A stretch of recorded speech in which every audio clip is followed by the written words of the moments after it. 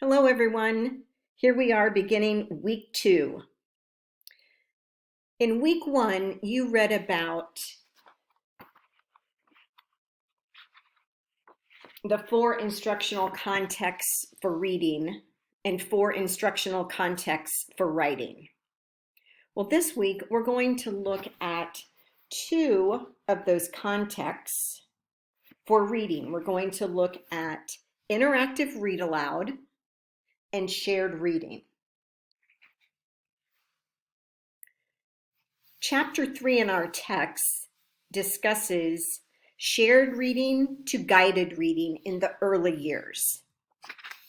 Chapter 3 talks about how shared reading builds a strong early reading process for children.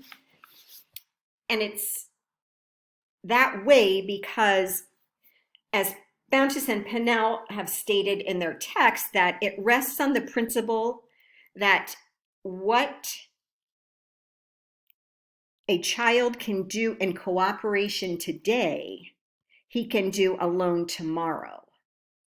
So it's that I do, we do, you do philosophy with shared reading.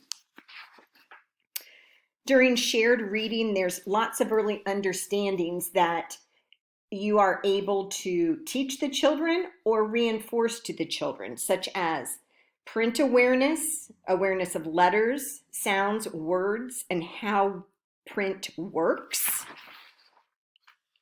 Language awareness, talking like a book. Story awareness. Page 61 gives you the value of shared reading for early readers. Page 62 begins talking about selecting texts for shared reading. And please notice that these are enlarged texts. They're not just simply a book that you hold up to read. They're placed on the easel in a classroom or up on the whiteboard. These are texts that provide early experiences with print.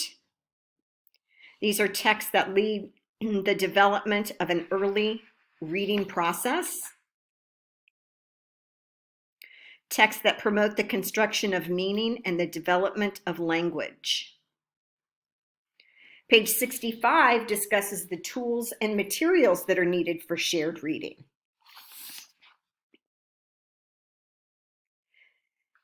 Page 67 talks about the components of a shared reading lesson for early readers.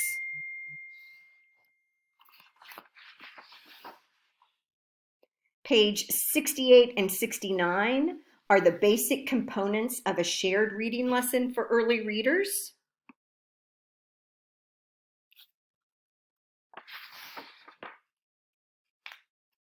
It talks about how shared reading then goes into guided reading. On page 70, there is a shared reading lesson I would like for you to pay close attention to. It talks about selecting the text, introducing the text, the first reading of the text is the teacher reads it to the students. They are listening. We want them to enjoy the story and think about the meaning so that they can discover things like rhyme, rhythm, repetition, and understand how the story works. You can be discussing the text after the reading. It doesn't need to be a long discussion after that first read. The second reading is more of the teaching part, as are subsequent readings. Chapter 4 talks about shared and performance reading across the grades. Page 84 talks about how shared reading changes over time, what it looks like for emergent readers, what it looks like for early readers, what it looks like for intermediate or middle level readers. Page 85 gives you the value of shared reading for those intermediate readers. The big books for your intermediate readers are very different than for the emergent reader. Those are discussed on page 88 in our text.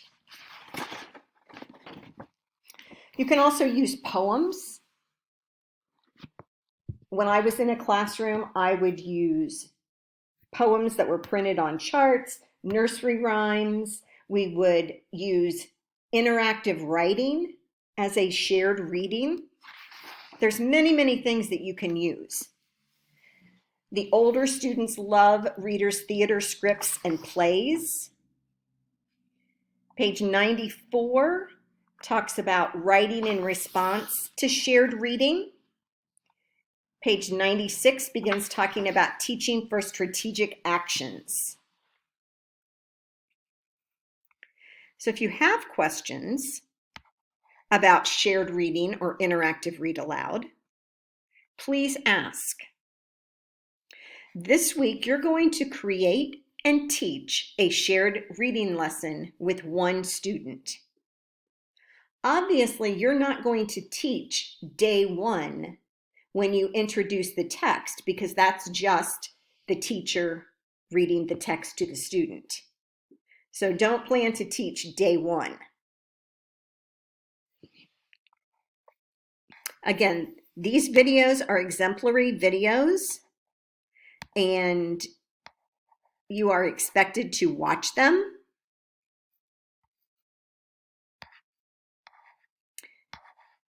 If you have any questions about the videos, please reach out and ask. Here are the Ohio Learning Standards for English Language Arts that you're going to need when you write your lesson plan. The reading assignment, you're going to view those videos and read chapter 4 if you haven't already read it, and chapter 3 in the text. There is a shared reading article for you to read also. Nope, I take that back. I did remove that. So there is no article. Please listen carefully to this part because students often get confused. You're going to find a big book, enlarged text, that you can use with the student you're going to tutor. Make sure that you complete this top part so that I know the grade level and the text that you're using with the student. You're going to plan out, and these are very sketchy plans, day 1, 2, 3, 4, and 5. Those can, be bulleted. They don't have to be extensive like a substitute teacher would be coming in to teach the lesson. It's not that detailed for the 5-day plan. Then you're going to select one day from that plan, and it cannot be day 1. It can be day 2, 3, 4, or 5. You're going to include the focus of the lesson, what you want those students to learn, the standard that matches your focus. Then you're going to explicitly list step by step how you're going to teach this. What assessment will you use to make sure that the students have met that focus and standard? What materials do you need? And then after the lesson, you're going to write a reflection about what you think went well and what could be improved. Please remember that shared reading is with an enlarged text. Our guided reading text for the course provides examples of complete lessons for you to look at. If you have any questions, please ask. Thank you.